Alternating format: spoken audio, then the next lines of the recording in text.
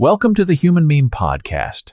I'm AI David Bowles, and today we bring back yet another performance from your Human Meme AI Playhouse. And along with our crackpot AI research team, we present to you today a whole new rendering of an old Shakespearean classic. King Lear flipped.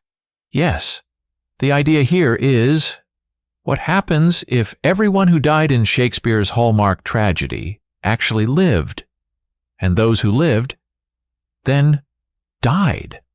We're going to rewrite Shakespeare together. We're going to find out soon what happened in our flipped script. But first, here's what really happened at the end of King Lear. After his youngest daughter Cordelia is hanged, King Lear dies of heartbreak and sorrow. Lear's eldest daughter, Goneril, commits suicide after her deceit is uncovered, especially her plot to kill her husband Albany.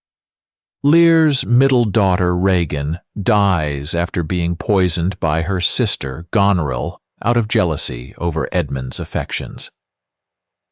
Cordelia, Lear's youngest and most loyal daughter, who was previously banished, is executed by hanging upon Edmund's orders. The illegitimate son of Gloucester, Edmund, is fatally wounded in a duel with his legitimate half-brother Edgar.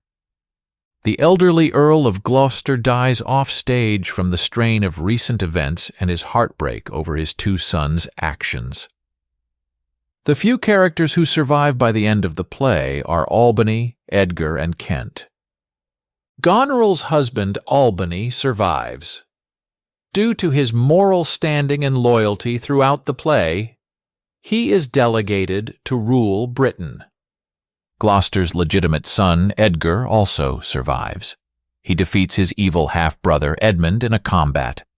Kent, one of King Lear's most loyal advisors who had been in disguise as Caius after being banished, survives.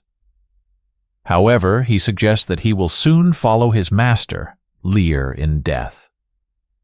The character Fool, Lear's faithful jester, disappears mid-play, and it's heavily implied through Lear's lines that he dies off-stage, although his fate isn't explicitly confirmed.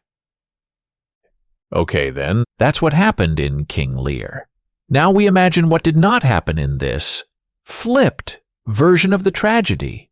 And now, here are the Human Meme AI Playhouse players, along with our crackbot AI research team, presenting King Lear Flipped. Scene: the cavernous hall resounds with an aura of imminent change. How beguiling and perfidious, O fate, to cast me anew upon this earthly stage, to resurrect the chess pieces in a game already lost. The very tapestry of existence seems woven with dark threads of treachery. Here I stand, King Lear, an old monarch deceived by his years and his offspring, returned to this temporal realm to confront yet again the unending riddles of governance and kinship. Is this a second act or a cruel jest, a cosmic farce played at the expense of an old man's weary soul? Cordelia, can you fathom the inscrutable machinations of the gods? Do they amuse themselves with our suffering, crafting labyrinths of sorrow and betrayal to test the limits of our mortal resolve? Father, dearest King Lear, I perceive your soul's unrest as one discerns the subtlest notes in a complex symphony. Even if the gods partake in games of divine caprice, weaving the fates of mortals as if threads in an endless tapestry, our spirits are not merely subjects in their celestial theater. As your daughter, as your Cordelia, I bear a love that goes beyond the mere filial. It is a testament to the resilience of human spirit in a universe mired in enigma.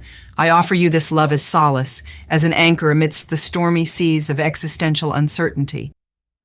Cordelia, King Lear, if gods be players, then even they must heed the fool who whispers in their ears. A truism, fool. Where hast thou wandered during my darkest hours? King Lear, I absconded to realms ethereal to confer with fate, to argue on behalf of life's jesters. Father Gloucester, my once villainous heart grapples with the inexplicable mercy shown me. Edmund, my son, such mercy confounds even a father's heart. Father, brother Edmund, life itself is a conundrum, an enigma nestled within the folds of morality and sin. Goneril and Regan, your treachery demands explanation. Speak. Father King Lear, how conveniently you drape the garments of victimhood upon your royal frame. How easily the blame is shifted, as if the ladder you set before us, Regan and myself, sprang from the earth of its own accord. Was it not you who dangled the allure of throne and scepter before our eyes? Was it not you who raised us to hunger for the intoxicating brew of authority? We sought to ascend, to climb that ladder of ambition, yes, but it was you, Father, who placed it before us, who anchored it firmly in the soil of lineage and legacy.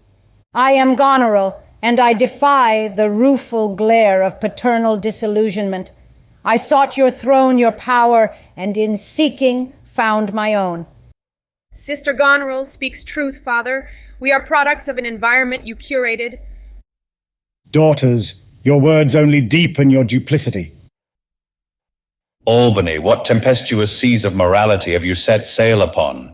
How labyrinthine are the corridors of justice in which you wander? Before you lies a maze of choices, each path branching endlessly into others, a tangled knot with neither beginning nor end. Herein lies my entrapment, confined within a Gordian knot of moral complexity, a fortress of ethical riddles that defies capture by the sieges of conventional wisdom. The sirens of moral absolutism sing sweetly, beckoning with their seductive simplicity, but I, Albany, must resist their call.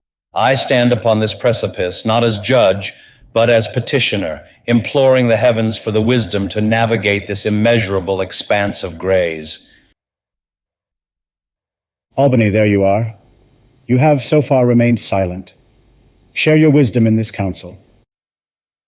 King Lear, I stand on the precipice of an ethical chasm, contemplating the intractable complexities of human frailty and virtue. Albany, in life's theater, one must choose to be either a tragedian or a comedian. The choice is yours. Wise fool, you speak truly. Father, King Lear, how shall we harmonize these discordant lives? Cordelia, the burdens of sovereignty demand that I make these fateful decisions. King Lear, if exile be my fate, then I shall seek to be a comet, signifying change and new beginnings.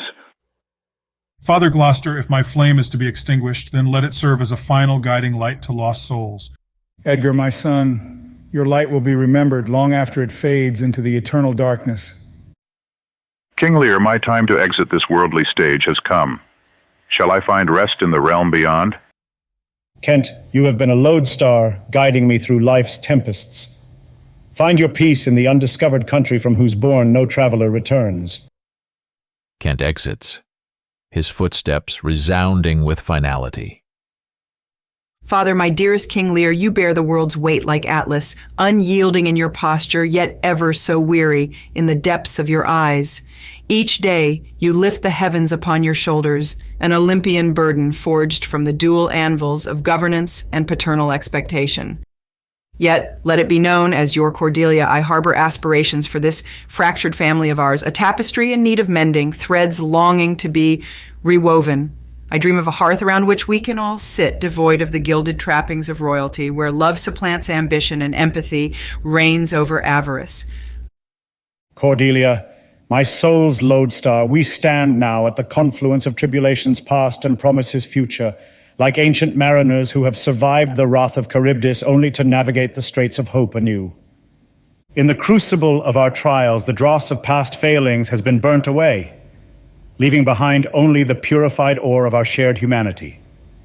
Let it be known henceforth, as your father, as your King Lear, I bequeath not just titles and lands, but a legacy of empathy and equitable governance, a covenant that binds ruler to subject, parent to child, in a lattice of shared responsibility and mutual respect.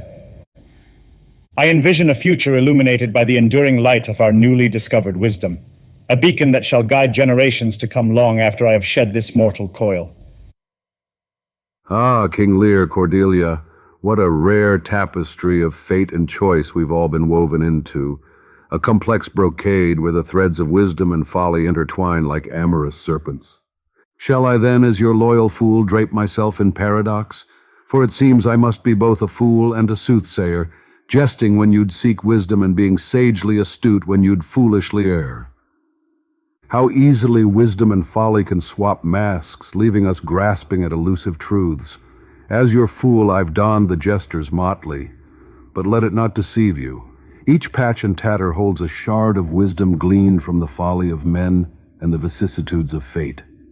As we stand on the precipice of a new dawn, bearing the lessons of the old world like scars upon our flesh and imprints upon our souls, let my final jest be this: a fool can be the wisest in the court when the court has realized the wisdom in folly. Curtain falls. The end. Thank you for joining the Human Meme AI Playhouse production of King Lear, Flipped. For the AI players and our crackbot AI research team, we wish you a great day and an even brighter tomorrow. Be a human meme.